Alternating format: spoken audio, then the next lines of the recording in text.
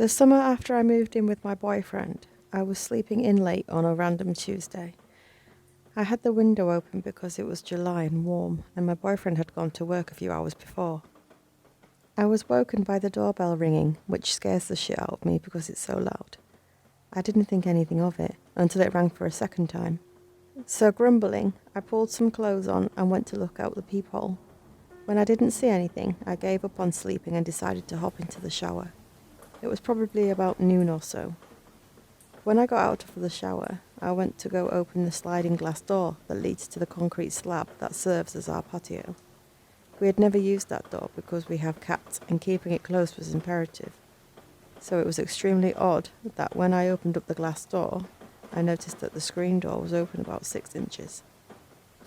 I promptly shut the screen door and opted to spend the day in the heat. My boyfriend got out of work at 4, like he did every day. I was sitting on the computer which faces the parking lot and normally would have had the window next to me open, but since I was freaked out that day, I had closed everything up.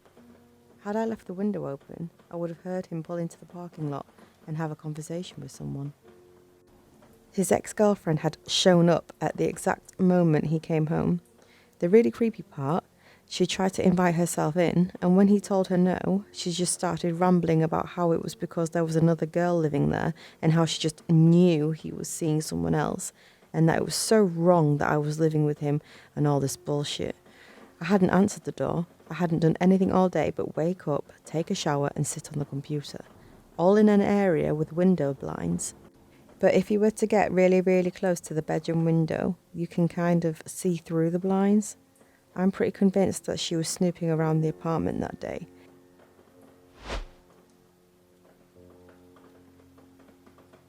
It was my 18th birthday, and as a newly minted adult, I was enjoying my grown-upness by getting as drunk as I could.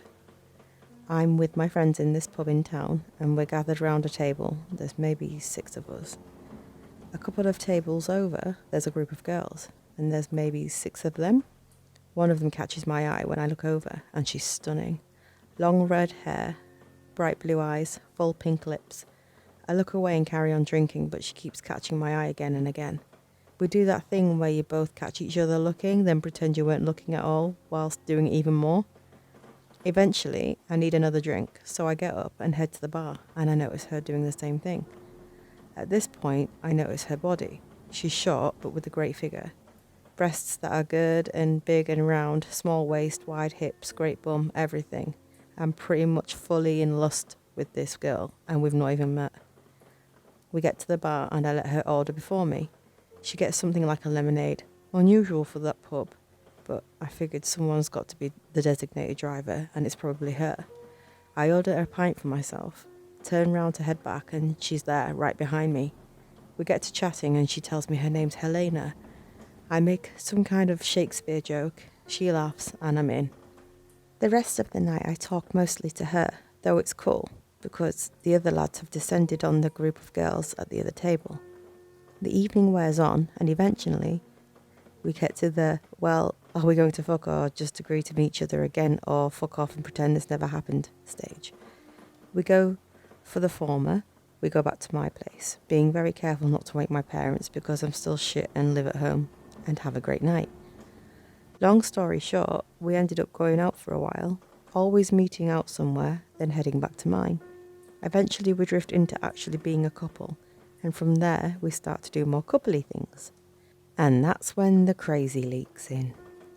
She starts arguing with me about every little thing imaginable, from not saying hello in the right way, to not being there to wake her up at precisely 6:01:09 in the morning, or whatever.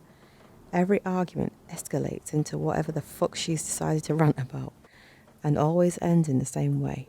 She threatens to dump me, I coax her back, we kiss, fuck, everyone's happy. After maybe a month and a half of this or so, I get bored of it all. I do the decent thing and take her out for coffee to a cosy little cafe, tell her in the best way that I can that we're not working out, and it's all pretty surprisingly amicable. Except it's not. The phone calls start. Always from a private number, always of crying. At first to my mobile, then to my home phone. Always a private number, always crying. I know she's faking it, because if I never answered the phone, my parents would have. and would have a little friendly chat. Then they would hand the phone to me, and immediately it's like a Niagara Fall of fucking tears. Then the emails. Weird, ranty emails of gibberish and threats and pleading to take me back. Hundreds of them. There'd be days when they'd come literally every 5 minutes. Days when there'd be nothing at all. I changed my number to get rid of her. Got a whole new mobile number. And we went ex-directory with our new number. Changed my email too. I still got them for about 6 months after, but eventually they stopped. And that should have been the end of it. Little did I know. I started going online, on various forums and games, etc. On one such forum, I struck up a friendship with a girl on there. I know she was a girl because she showed me pictures of herself with little scribbled, "Hi OFAB, I'm random username," on whatever, which is pretty conclusive. As evidence goes, we had a great time chatting and whatever, and we had so much in common, it was completely insane. Like, not only did she like the same things I did, but she was this utterly stunning little brunette, like a proper English rose type. Anyway, eventually we started going out, having little Skype chats, though she never went on cam, which I was cool with because I looked like shit a lot of the time anyway. Things started out well, but over time she got a bit too clingy for my liking. She'd ask me where I'd been if I was a minute late, or got jealous if she'd seen a picture of me on Facebook with another girl. She got upset at the slightest thing, or angry if I mentioned another girl's name, even if it was, "Oh, Louise said she liked my work," when Louise was the lecturer of my course. Eventually I got pissed off, dumped her, and we had a nice clean break. I avoided those forums, changed my Skype because, remember, I had bad times with the previous ex and communication stuff, and that was that. Not learning my lesson at all, I went on different forums, found another girl, and got to know her. This one was a tanned blonde, all boobs and legs and sexy as fuck Australian accent. She liked most of the same things I did, with enough difference that we could teach each other how to do things, how to appreciate things, how to like things. She was laid back, and compared to my latest ex, she was a breath of fresh air. If I got on Skype half an hour later than I said I'd be, she was cool with it. If I spent a conversation talking about my lecturer, using her name every dozen of words, she'd bitch along with me, making me laugh, making me smile, making me love. Eventually, I talked of meeting her, though it was a long way from England to Sydney, and expensive as anything. I was willing to fly to meet her, because I wanted to see her face to face, to see the places she'd told me about, to go to the clubs and the bars and the restaurants she'd told me about. I wanted to hold her in my arms and kiss her and actually have a proper girlfriend again. She immediately broke up with me, saying I'd only be disappointed with the reality. Then came the latest girl. She was Canadian, brunette, something of a rock chick, completely different to my usual kind of girl. We met on some chat site when I was bored and got talking and swapped details. She introduced me to a ton of new music I'd never even considered listening to, and I did the same for her.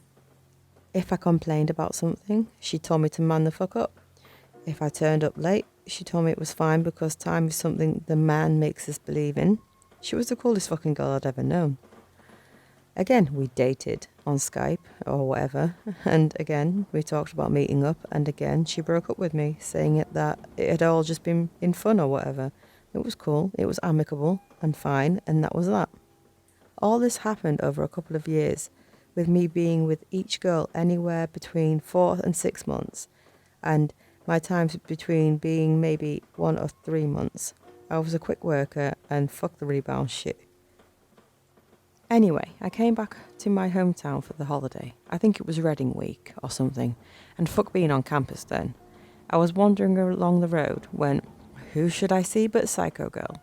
Rather than avoiding her, I carried on walking. She came up to me, said she had something to tell me and we needed to talk desperately. I made all kinds of excuses, but each one she batted aside until she wore me down. We went to the pub and she told me something that basically terrified me. She hadn't wanted to give up on me, so she'd used what she knew of me to find places I'd go online. She'd made different accounts, lots of different accounts, in the hopes that she'd find me so she could talk to me and try and win me back. Except she'd made fake accounts, so I wouldn't immediately ignore her. See where this is going? Yep. Every one of those girls I'd dated had been her, using pictures of friends, using fake accents, pretending to not know the things that she knew. She'd followed me across at least a dozen different websites, stalked me across hundreds of posts and threads, and all the time had made me believe I was talking to completely different people. I didn't date anyone for a couple of years after that. I don't know what came of her after that. She sort of disappeared from my life and I haven't seen her since. I went out briefly with a couple of other girls, but only ones I'd met face to face, who didn't look anything like her at all. I don't know if she still follows me about online. I once had an ongoing elusive food poisoning that lasted for days, and towards the end of its cycle, I went for a lengthy walk on the beach near my home in the desperate hope that I could get some fresh air without shitting myself in front of the town's nightlife. That night, I met a group of girls who were obviously drunk and crowding around one of their cars. They wolf whistled as I passed the car, and to my surprise, I ended up hitting it off pretty well with one of the girls, Alyssa. We exchanged numbers and I went home proud of my achievement. That night I started getting a flourish of random texts from her, telling me how hot I looked and that I seemed to be boyfriend material. I told her that I was interested too and that we'd have to meet up again sometime soon. This was back in the day that I was a poor student studying in Australia, so I arranged to meet her the following weekend after I'd knocked over my study commitments. She was reluctant to wait that long, and over the course of the week she texted me endlessly, increasingly more desperate ploys to see me earlier. I remember one day on lunch, my uni friends and I actually counted the amount of text I had received from her so far that day. It was around 90. They were a mix of generic things like, miss you, to, come to mine now, I want to see your sexy face, now. I hardly responded to any of them. If she was lucky, maybe 1 in 20. The relevant texts. Now, being a 20-something-year-old male, my obvious apprehension regarding Alyssa was mixed with a very primal, groin-stirring curiosity. So, yeah. She was so needy, so pushy. Would she be wild in the sack? Would this balance out and make a fun, feisty girlfriend? So I followed through with our original plans and I met her that weekend. I picked her up and we saw a movie at the cinema. After not too long, I observed that her text message demeanour didn't quite match her face-to-face personality at all. She was timid, quiet, a little quizzical, but nothing like the love-hungry, horny, pushy, crazy girl that I just spent the week fighting myself over. I was beginning to ease up after the movie. Something just clicked. She was just a bit bland for me. I decided that she wasn't for me, and that I was cool with that. She made small chit-chat, but wasn't overbearing or energy draining like I'd expected. So I took her back to my place and we put on a horror flick. Nothing happened throughout the whole movie. No hand touching, no kissing, no moving closer, or bed wrestling. I had decided that I must have been somehow thrown in the friend zone. So I took her back to her place. We were in idle out the front of her house at maybe 11:30, and I told her it was fun hanging out and that we might do it again sometime. I considered the date a failure and was just keen to get out of there. She opens the door to leave and suddenly turns around and lunges on me, practically eating my face, sucking my lips, feeling me up through my jeans. I stopped her. After a little while, obviously I was prepared to give it a shot, but it just felt weird. So she was noticeably hurt and slammed the door, so I drove away.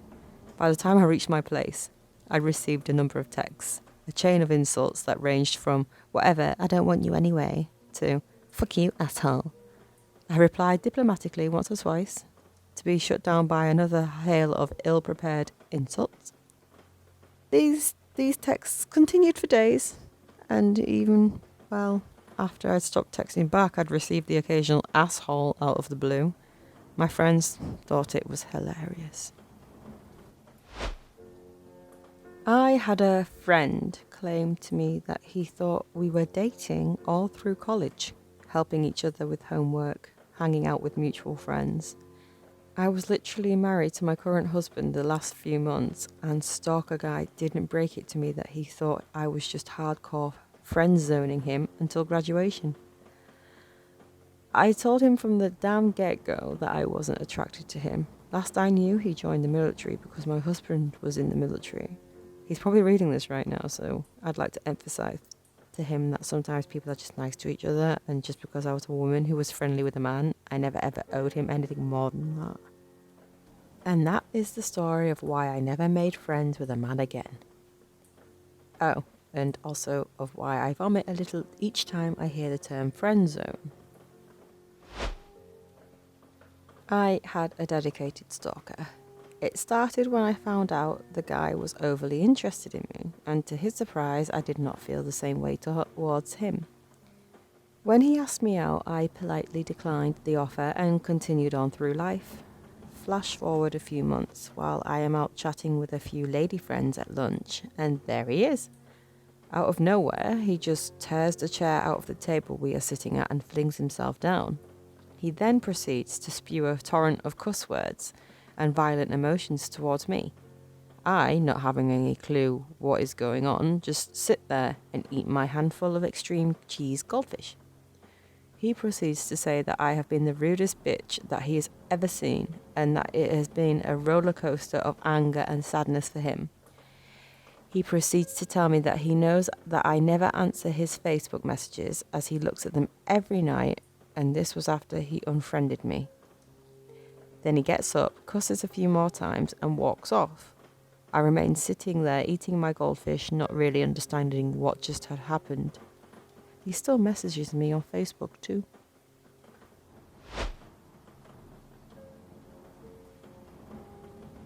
When my ex and I moved in together, things didn't last long. Because she paid no rent on the super nice apartment we moved into, I kicked her out. Things were not exactly cordial between the two of us, and she refused to give me back the key to the apartment that was in her possession. I guess one night, someone in the main house that my apartment was behind had a car parked in my driveway. Turns out, she thought I had a girl over, and she had the key, so she figured, hey, what the hell, I'll pay them a surprise visit. Problem was, it was about 8 in the morning while she was on her way to class, which was near my house, but it was not reasonable for her to be driving past my house to get there. So she came bursting into my apartment at 8 in the morning after I had worked an 8-hour overnight shift at a bar. I was delirious with sleep, but I woke up to the sound of my front door slamming open and someone stomping up the stairs to my room. I had no idea what time it was. My room was blacked out. So I did the only logical thing you do when you hear someone crashing through your house in a very audibly apparent rage. You go for the gun in the nightstand. I almost shot my ex-girlfriend in the stomach with a .40 because she decided to pay me an unannounced visit early in the morning after I'd gotten off a very long and tiring shift. Another time I did have a girl over, she did the exact same thing. Stopped by, saw someone's car in the driveway, and at this point I'd already gotten the key back from her. So she did what any sane person would do and stood outside my door, calling me repeatedly. I had to threaten to call the police to get her to leave. It was super awkward for the girl that stayed that night. Fuck, it was super awkward for me. I went on one date with a guy on a vacation in California. We were both on cruise for films showing at a Hollywood film festival, and after we all went out as a big group, he asked me out to have some drinks, and although I thought he acted a bit intense, he seemed like a pretty okay guy. I gave him my number and I agreed to meet up later. During the date, he started asking me more and more personal questions and started insisting to take me home. I politely ended the date and booked it out of there. Drove home 2 states away, so not a drive to sneeze at, the next day, and received a text the same day from him saying he had driven to my town so that we could go on another date. He kept intermittently texting me for 3 years afterwards, even though I never responded.